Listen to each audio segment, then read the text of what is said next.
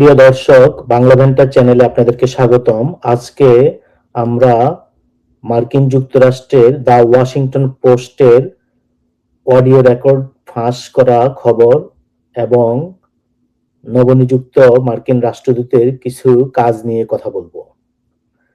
তো the Washington post কর্তৃক প্রাপ্ত অডিও রেকর্ড অনুসারে বাংলাদেশের বৃহত্তম ইসলামপন্থী দলটি আগামী মাসে ব্যালট বাক্সে তাদের সর্বকালের সেরা পারফরম্যান্স করতে চলছে।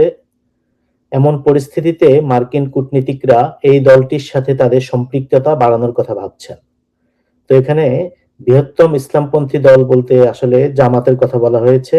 মানে মার্কিন কূটনীতিকরা জামাতের সাথে তাদের সম্পৃক্ততা বাড়ানোর কথা ভাবছেন। তো বাংলাদেশের রাজনৈতিক পরিস্থিতি পরিবর্তনের সাথে সাথে সেখানে নিযুক্ত আমেরিকান কূটনীতিকরা ইঙ্গিত দিয়েছেন যে তারা এই পুনরুজ্জীবিত ইসলামপন্থী আন্দোলনের সাথে কাজ করতে আগ্রহী। অডিও রেকর্ডিং অনুসারে ১ ডিসেম্বর বাংলাদেশি নারী সাংবাদিকদের সাথে একটি রুদ্ধদ্বার বৈঠকে ঢাকায় অবস্থিত একজন মার্কিন কূটনীতিক বলেছেন যে ইসলামী ধারার দিকে বাংলাদেশ মোড় নিয়েছে এবং তিনি আরো ভবিষ্যৎবাণী করেছেন যে আগামী ১২ ফেব্রুয়ারির নির্বাচনে জামাতে ইসলামী আগের যে কোনো সময়ের চেয়ে ভালো ফল করবে। কূটনীতিকটি বলেন, আমরা চাই তারা আমাদের বন্ধু হোক এবং কক্ষে উপস্থিত সাংবাদিকদের কাছে জানতে চান যে তারা দলটির প্রভাবশালী ছাত্র সংগঠনের সদস্যদের তাদের অনুষ্ঠানে আনতে ইচ্ছুক কিনা। তিনি জিজ্ঞাসা করেন, কোট, আপনারা কি তাদের অর্থাৎ শিবিরের সাথে কথা বলতে পারবেন? তারা কি আপনাদের অনুষ্ঠানে যাবে? আনকোট। নিরাপত্তাজনিত কারণে দ্য ওয়াশিংটন পোস্ট যে কূটনীতিকের নাম প্রকাশ করছে না, তিনি এই উদ্বেগটিকে গুরুত্ব দেন যে জামাত ইসলামী বাংলাদেশ ইসলামী আইনের নিজস্ব ব্যাখ্যা চাপিয়ে দেওয়ার চেষ্টা করবে। তিনি বলেন, ওয়াশিংটনের হাতে এমন প্রভাব আছে যা তারা ব্যবহার করতে প্রস্তুত। কূটনীতিকদি বলেন, আমি কিছুতেই বিশ্বাস করি না যে জামাত শরিয়া আইন চাপিয়ে দিতে পারবে এবং উল্লেখ করেন যে যদি দলের নেতারা উদ্বেগজনক কোনো পদক্ষেপ নেয় তবে যুক্তরাষ্ট্র পরদিনই তাদের উপর শতভাগ শুল্ক আরোপ করবে।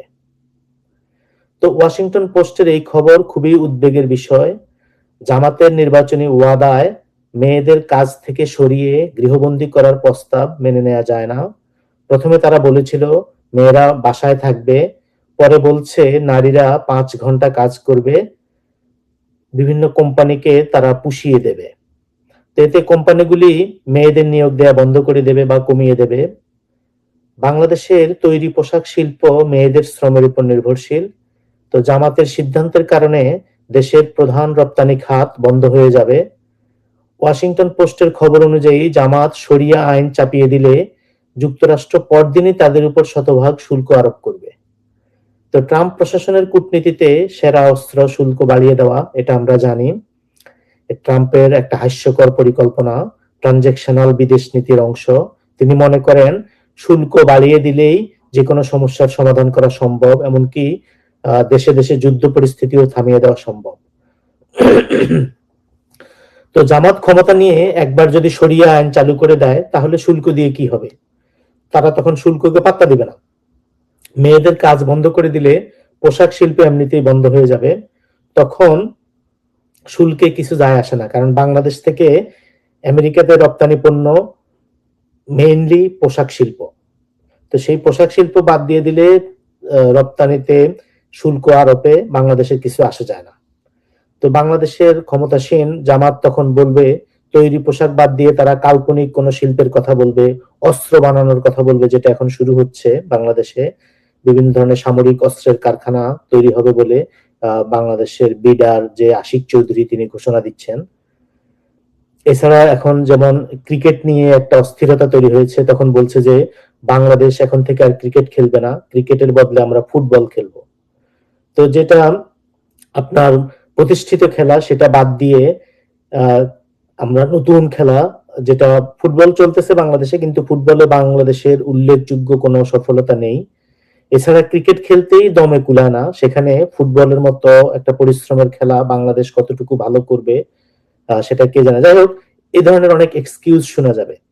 তো সম্ভাব্য সিনারিও হিসেবে জামাত ক্ষমতায় গেল, সাথে গণভোটে হ্যাঁ জয়ী হলো, তখন তারা যে কি করে বসবে সেটা আগে থেকে অনুমান করা যাবে না। তারা বলবে জনগণ আমাদের ম্যান্ডেট দিয়েছে এবং তারা যে কোনো কিছু করতে পারবে তখন। তো গণভোটের আড়ালে যে কত কিছু লুকিয়ে আছে সেটা আসলে কেউই জানে না। তো নতুন মার্কিন রাষ্ট্রদূত ব্রেন্ট ক্রিস্টেনসেন অনেক রাজনৈতিক দলের সাথে কথা বললেও এখনো জামাতের সাথে কথা বলেনি, এটা একটা ভালো লক্ষণ। নবনিযুক্ত মার্কিন রাষ্ট্রদূত ব্রেন্ট ক্রিস্টেনসেন বাংলাদেশের রাষ্ট্রপতি শাহাবুদ্দিন চুপ্পুর কাছে পরিচয়পত্র পেশ করেন জানুয়ারির 15 তারিখে। কূটনৈতিক শিষ্টাচার অনুযায়ী রাষ্ট্রপ্রধানের কাছে পরিচয়পত্র পেশের পরে সাধারণত নবনিযুক্ত কূটনীতিকরা সরকার প্রধানের সাথে সাক্ষাৎ করেন, কিন্তু ব্রেন্ট ক্রিস্টেনসেন সেটা না করে জানুয়ারির 19 তারিখে দেখা করলেন বিএনপির তারেক রহমানের সাথে। তারপরে অধ্যাপক ইউনূসের সাথে দেখা করেন জানুয়ারির 22 তারিখে। ইউনূস ডেড হর্স হলেও বর্তমান অবস্থার জন্য ইউনূসের অবদান আছে, না হলে হয়তো দেখাই করতেন না। নিন্দুকেরা অবশ্য বলবে প্রধান উপদেষ্টার সময় ছিল না, তিনি দেখা করার জন্য সময় দিতে পারেননি, কিন্তু আমরা জানি ইউনূস কোন লোম ছিলেন, তার আসলে কোনো কাজ আছে কিনা সেটাও আসলে চিন্তার বিষয়। তো দেখা যাচ্ছে ভারতের পররাষ্ট্রমন্ত্রী জয়শঙ্করই নন, আরো অনেকেই ইউনূসের ব্যাপারে কূটনৈতিক শিষ্টাচার মেনে দেখা করছেন না, তাকে যতদূর পারছেন ইগনোর করছেন। অডিও রেকর্ড ফাঁস হয়ে মার্কিন দূতাবাসের ইতিমধ্যে অনেক ড্যামেজ হয়ে গিয়েছে। নতুন রাষ্ট্রদূত সেসব ড্যামেজ কন্ট্রোল করতে চাচ্ছেন। বাংলাদেশের বিভিন্ন দলের রাজনৈতিক নেতাদের সাথে তার ব্যক্তিগত সম্পর্ক আছে। বাংলাদেশের রাজনীতি নিয়ে 20 বছরের উপরেও তার অভিজ্ঞতা আছে বলে বলা হচ্ছে, ফলে তাকে সহজে ভোলানো যাবে না। বিএনপি, আওয়ামী লীগের সবার সাথে তার যোগাযোগ আছে। জামাতের ব্যাপারে যেসব তথ্য প্রচার হয়েছে তাতে যুক্তরাষ্ট্রের জন্য ভালো কিছু হয়নি। তাছাড়া জামাত ক্ষমতায় গেলে আঞ্চলিক স্থিতিশীলতা নষ্ট হয়ে যাবে। ভারত, রাশিয়া, পাশ্চাত্যের কেউই চাইবে না বাংলাদেশে একটা ইসলামী মৌলবাদী নারী বিদ্বেষী শক্তি ক্ষমতায় জেঁকে বসুক। বর্তমানে মার্কিন প্রশাসনের পক্ষ থেকে বাংলাদেশ সহ দক্ষিণ এশিয়া পরিচালনার ভার ভারতের রাষ্ট্রদূত সার্জিও গোরের উপরে। ভারতের ব্যাপারে গোরের ধারণা খুব উচ্চ। ভারতের সাথে সুসম্পর্ক করা আমেরিকার দীর্ঘমেয়াদী লক্ষ্য। তো ভারত সম্প্রতি ইউরোপিয়ান ইউনিয়নের সাথে একটা বাণিজ্যিক চুক্তি করে সাড়া ফেলে দিয়েছে। এমন চুক্তি অন্য কোনো দেশের পক্ষে করা সম্ভব হয়নি। ইইউ, ভারত উভয়ে মার্কিন যুক্তরাষ্ট্রের বন্ধু, এলাই। বর্তমানে ট্রাম্প প্রশাসন ভারতকে নিয়ে খেললেও এই খেলা একসময় বন্ধ হবে, কারণ ভারতকে আমেরিকার দরকার।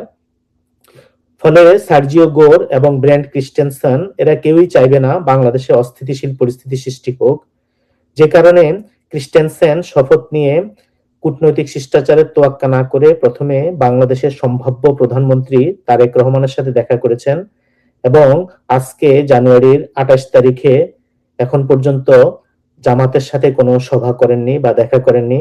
এগুলো সব ভালো লক্ষণ এবং বাংলাদেশের রাজনীতি নিয়ে ব্রেন্ট ক্রিস্টেনসেনের অভিজ্ঞতার পরিচয় বহন করে।